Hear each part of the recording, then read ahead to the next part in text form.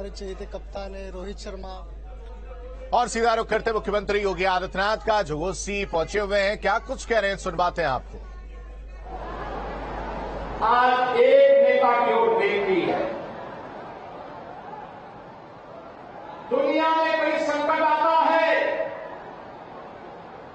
तो दुनिया की जनमानस, वहां की नेतृत्व भारत के प्रधानमंत्री मोदी जी की तरफ आशा भरी निगाहों से देखता है और मोदी जी की एक पहल उस समस्या से दुनिया को समाधान का रास्ता निकालते हुए दिखाई देती है। मोदी जी का यशस्वी नेतृत्व आज G20 के रूप में भारत अपनी आजादी के अमृत महोत्सव वर्ष में दुनिया के उन 20 देशों का नेतृत्व दे रहा है जिनके पास दुनिया के संसाधनों का अधिकार है। और भारत संकट के समय में दुनिया का साथी बनकर के, आशा के किरण बनकर के लोगों का मार्गदर्शन करते, वैश्विक नेतृत्व का मार्गदर्शन करते हुए दिखाई देता है। मोदी जी के नेतृत्व में भारत आज दुनिया की एक महाशक्ति बनने की ओर अग्रसर है। लेकिन जहां एक और मोदी जी विकास की बात करते हैं, भारत की समृद्धि और सुख की बात करते हैं, भारत के अंदर बिना भेदभाव के प्रत्येक नागरिक के उत्थान की बात करते हैं, सबका साथ, सबका विकास, सबका प्रयास और सबके विश्वास की बात करते हैं, बिना भेदभाव के शासन की योजनाओं का लाभ हर गांव, हर गरीब, हर किसान, हर नौजवान, हर माता बहन को और हर श्रमिक तक पहुंचाने का कार्य कर रहे हैं। वहीं दूसरी ओर देश के साथ दगाबाजी करने वाले दंगाबाज लोग मोदी जी को रोकने के लिए अनेक षड्यंत्र करते हुए दिखाई देते हैं, लगातार षड्यंत्र करते हैं, देश में अराजकता और अफवाह फैला करके अव्यवस्था पैदा करने का प्रयास करते हैं। और उन्हीं स्थितियों में भाइयों बहनों, हमें घोसी के इस उपचुनाव में आपके बीच में आना पड़ा है। घोसी का यह उपचुनाव महत्वपूर्ण है। भाइयों बहनों, घोसी के इस उपचुनाव के महत्व को वही समझ पाएगा जिसने 2005 में मऊ के दंगों को नजदीक से महसूस किया होगा। याद करिए, 2005 में तत्कालीन समाजवादी पार्टी के नेतृत्व में सरकार चल रही थी और दंगाबाज और माफिया असला लहराते हुए कहीं यादवों की हत्या कर रहे थे, कहीं दलितों की हत्या कर रहे थे। तब न सपा की सरकार उन माफियाओं का कुछ कर पाई थी और न ही कांग्रेस के मुंह से कोई गोली निकल रही थी। तब गोरखपुर में मैं सांसद था और तब इन दंगाबाजों के खिलाफ लड़ने के लिए मैं ही गोरखपुर से चला था।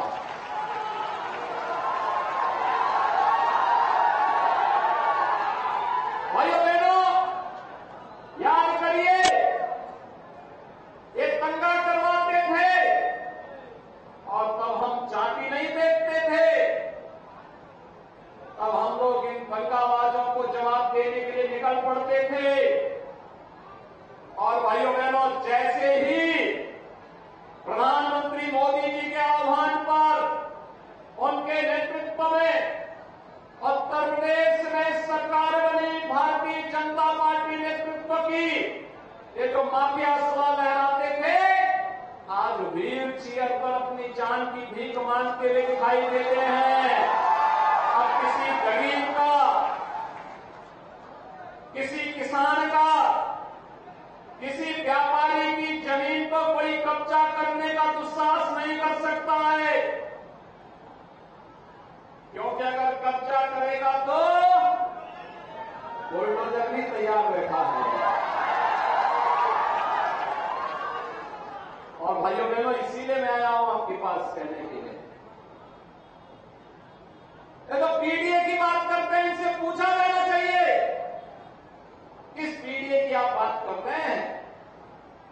हमने तो सबका साथ सबके विकास की बात की। कोई नहीं कह सकता मोदी जी के नेतृत्व में 9 वर्ष से अधिक समय से जो सरकार चल रही है, इस सरकार में बिना भेदभाव के शासन की योजना का लाभ हर व्यक्ति को मिला है। भाइयों बहनों, अगर मैं देश की बात न करूं, मैं पिछले 6 वर्ष के अंदर उत्तर प्रदेश की चर्चा करूं, 55 लाख गरीबों को हमने आवास उपलब्ध करवाया है। 55 लाख गरीबों को एक एक आवास।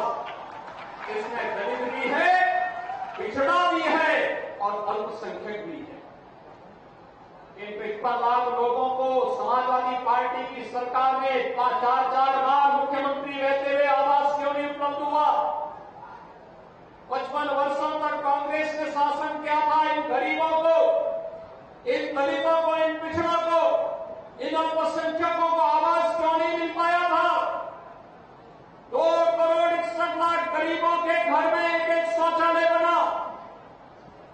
आखिर 55 वर्षों तक कांग्रेस ने इन गरीबों के घर में, इन दलितों के घर में, इन पिछड़ा लोगों के घर में, इन अल्पसंख्यक लोगों के घर में शौचालय बनाने का काम क्यों नहीं किया?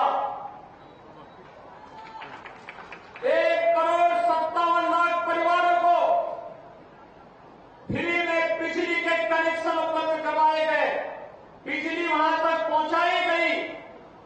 आखिर 4 बार समाजवादी पार्टी की सरकार और 55 वर्षों तक कांग्रेस की सरकार क्या कर रही थी?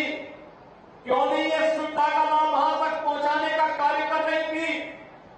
उज्ज्वला योजना में 1 करोड़ 75 लाख परिवारों को फ्री में रसोई गैस के कनेक्शन मिले। 55 वर्षों तक कांग्रेस क्या कर रही थी? 4 बार समाजवादी पार्टी की सरकार थी, तब क्या कर रही थी? भाइयों बहनों, इनके पास कोई जवाब नहीं। अब तो मोदी जी ने यह भी कर दिया है कि 75 लाख नए कनेक्शन उज्ज्वला योजना के लिए गरीबों के और आ गए हैं। 75 लाख और हर सिलेंडर में 200 रुपए की सब्सिडी भी हर उपभोक्ता को उपलब्ध करवाने का काम कर दिया है। आभार मोदी जी, आप गरीबों के मसीहा हैं, गरीबों के कल्याण के बारे में सोचते हैं। और भाइयों बहनों, असली पहचान तो तब होती है जब संकट आता है। इस सदी की सबसे बड़ी महामारी जब हर एक व्यक्ति की जान पे जाना पड़ी थी, हर एक की जान खतरे में थी, तब कांग्रेस का नेतृत्व इटली भाग गया था। समाजवादी पार्टी के अध्यक्ष अपने घर में दुबक गए थे और जैसे राहत मिली वे इंग्लैंड भागने के लिए अपना टिकट काट लिए थे। लेकिन भाइयों बहनों, तब मोदी जी और योगी जी ही भारतीय जनता पार्टी और अपने सहयोगी दलों के साथ आपकी सेवा के लिए कार्य कर रहे हैं। याद करिए, कोरोना कालखंड में हर एक जिले में भी जाता था, हमारे विधायक जाते थे, मंत्री जाते थे, पदाधिकारी जाते थे, अधिकारी जाते थे। 15 करोड़ गरीबों को फ्री में राशन देने की व्यवस्था। और भाइयों बहनों, देश के अंदर 220 करोड़ वैक्सीन की फ्री की डोजेज हर तबके के लोगों को दिया। चाइना कोरोना से परेशान है, यूरोप के तमाम देश कोरोना से परेशान है। कोरोना ऐसा समाप्त हो गया जैसे गधे की सींग समाप्त हो गई। अब कोरोना का कोई भय नहीं है यहां पे। भाइयों बहनों, ये लड़ाई एक तरफ गरीबों के हितों के लिए प्रधानमंत्री मोदी जी के नेतृत्व में देश के स्तर पर लड़ा गया था, पूरी मजबूती के साथ लड़ने का कार्य हुआ था। वहीं गरीब कल्याणकारी योजनाओं का लाभ भी बिना भेदभाव के सबको देने का कार्य हुआ। आज बहन बेटियों की इज्जत के साथ कोई खिलवाड़ नहीं कर सकता, गरीब की संपत्ति को कोई जबरन नहीं हड़प सकता। योजनाओं का लाभ बिना भेदभाव के हर व्यक्ति को मिलेगा और भ्रष्टाचार पर प्रहार करने के लिए डीबीटी का माध्यम अपनाने का जो कार्य हुआ, एक तरफ यह कार्य हुआ है, तो दूसरी तरफ भाइयों बहनों विकास की बड़ी बड़ी परियोजनाओं को भी आगे बढ़ाने का कार्य किया गया। याद करिए, एक तरफ सपा की सरकार चीनी मिलों को बंद करती थी, तो दूसरी तरफ हमारी सरकार चीनी मिलों को चलाने का कार्य कर रही है और पुरानी चीनी मिलों का एक्सटेंशन की कार्रवाई के लिए प्रस्ताव मांगे जा रहे हैं। यही घोसी के अंदर जो कटाई मिल है, मऊ के अंदर शर्मा जी ने उसके प्रस्ताव को आगे बढ़ाया हुआ है कि कैसे हम इसको चलाएंगे। इसके लेकर के लगातार सरकार कार्य कर रही है। एक घोसी चीनी मिल के एक्सटेंशन के लिए, चीनी मिल का एक्सटेंशन हो, इसके लिए भी कार्रवाई कोई कर रहा है तो भारतीय जनता पार्टी के डबल इंजन की सरकार आगे बढ़ाने का कार्य कर रही है।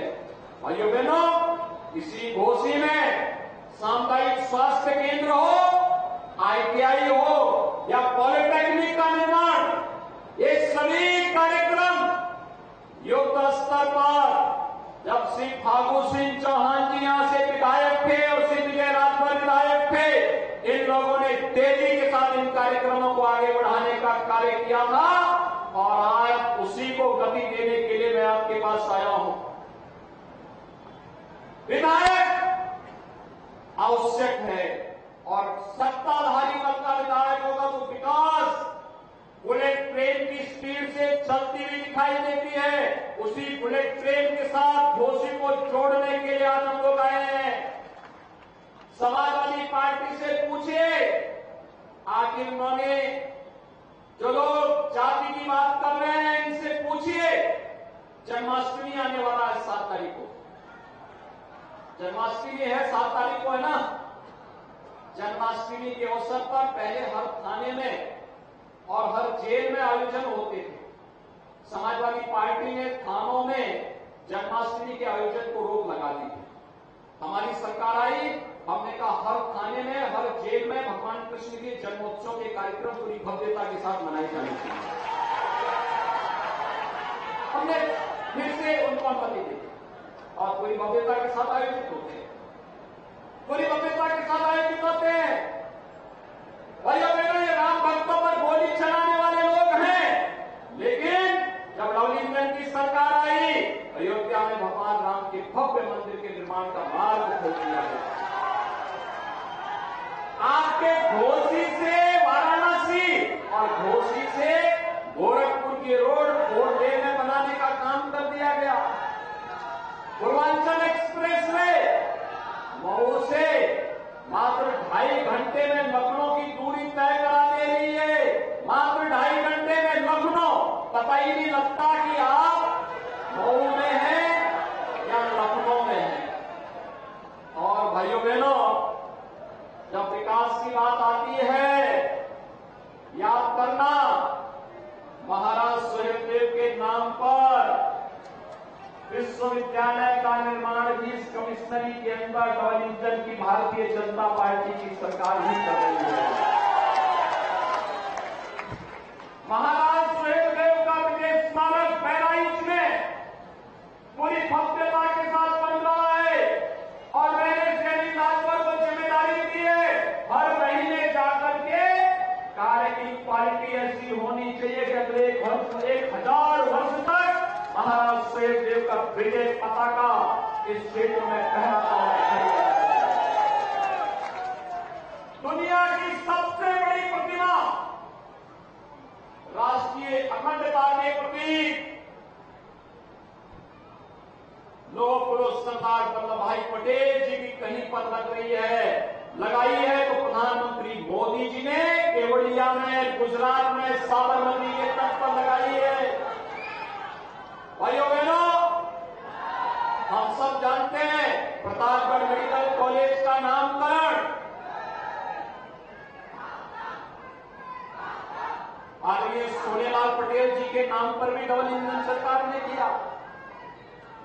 और यही नहीं, भाइयों बहनों, प्रभु श्री राम और निषाद राज की मैत्री का प्रतीक श्री कुबेरपुर में 56 फीट ऊंची गले मिलते हुए भगवान राम और निषाद राज की प्रतिमा का निर्माण भी डबल इंजन की सरकार करा रही है।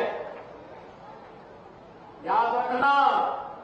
सिंह चौहान जी को भी राज्यपाल डबल इंजन की सरकार बनाती है, कोई कांग्रेस और सपा के लोग कभी इधर झांके भी नहीं है। ये तो विकास की प्रक्रिया है। सपा को जब अवसर मिला स्टेट गेस्ट हाउस कांड कराया था कि नहीं कराया था? बाबा साहब भीमराव अम्बेडकर जी के नाम पर बने हुए मेडिकल कॉलेज का नामकरण उन्होंने बदल दिया।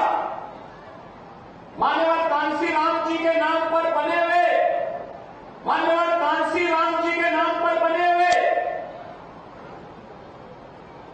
विश्वविद्यालय का नाम समाजवादी पार्टी ने बदल दिया। देश के अंदर सामाजिक न्याय के प्रतीक बाबा साहब भीमराव अम्बेडकर हो, महाराज साहू जी महाराज हो, या फिर वे सभी महापुरुष जिन्होंने मध्यकाल में सामाजिक चेतना के लक्ष्य को जगाने का काम किया था। लखनऊ में अगर किसी सरकार ने स्मारक बनाए थे तो समाजवादी पार्टी के अध्यक्ष कहते थे कि सरकार आएगी तो इनको तोड़ करके मैं यहां पे मेरी झोल बनाऊंगा। भाइयों बहनों, महापुरुषों का इससे बड़ा अपमान क्या हो सकता? ये लोग सामाजिक न्याय की बात कर रहे हैं, महापुरुषों का अपमान करके, दलित चेतना को जागृत करके, सामाजिक अन्याय के खिलाफ जिन्होंने प्रतिकार का संग्राम किया था, और महापुरुषों को अपमानित करने का कार्य समाजवादी पार्टी की है, लगातार करती है। और समाजवादी पार्टी के जीन्स में ही विकास की बात जब आती है तो इनके मुंह से शब्द हास्यास्पद बन जाता है। हास्यास्पद इसलिए बन जाता है क्योंकि भाइयों बहनों, हम सब जानते हैं समाजवादी पार्टी की जब सरकार थी तब एक परिवार का विकास हुआ था, एक ही परिवार का। चाचा, भतीजा, भतीजों के भतीजे, भतीजों के रिश्तेदार, भतीजों के नातेदार परिवार के बाहर ऊपर जाते ही नहीं थे। इतनी लंबी श्रृंखला निकलती थी कि अगर महाभारत के रिश्ते भी उसमें फीके पड़ जाते हैं। लंबी श्रृंखला और कहीं विकास नहीं हो पाता था। विकास के पैसे को एक परिवार के लिए, एक गांव के लिए देकर के इन्होंने प्रदेश के विकास को पूरी तरह बाधित किया। हमारे नौजवानों के सामने पहचान का संकट खड़ा किया, प्रदेश के महापुरुषों का अपमान किया, प्रदेश के व्यापारियों के सामने विश्वसनीयता का संकट खड़ा करने का भी पाप जो है समाजवादी पार्टी ने किया था। और इसीलिए भाइयों बहनों, आज हम सब आपके पास आए हैं कहने के लिए, केंद्र में और राज्य में डबल इंजन की सरकार है, एनडीए की सरकार कार्य कर रही है। बिना भेदभाव के शासन की योजना का लाभ समाज के हर तबके को देने का कार्य हो रहा है। विकास की इस रफ्तार को हर गांव, हर कोने तक पहुंचाने के लिए प्रयास होने चाहिए। और इसी को लेकर के हमारी सरकार प्रधानमंत्री मोदी जी के नेतृत्व में लगातार कार्य कर रही है। आपने नगर निकाय में देखा होगा, पूर्व हो या पश्चिम, उत्तर हो या दक्षिण, किसी भी क्षेत्र में आप जाएंगे, हर नगर निगम में भारतीय जनता पार्टी और एनडीए का परचम लहराया था। 17 के 17 नगर निगम में 200 से अधिक नगर पालिकाओं, 200 नगर पालिकाओं में से 150 से अधिक पे भारतीय जनता पार्टी और एनडीए के सहयोगी ने जीत करके परचम लहराने का कार्य किया था। और आज मैं आपके पास यही कहने के लिए आया हूं, आखिर विकास की इस गति को घोसी में भी तेजी के साथ आगे बढ़ाने की आवश्यकता है, उस गति को आगे बढ़ाने की आवश्यकता है। और इसीलिए मैं आपके पास आया आपसे कहने के लिए कि भाइयों बहनों, सुबह का भोला अगर शाम को घर वापस आ जाए तो भोला नहीं होता है कि दारा सिंह चौहान वापस अपने घर में आए।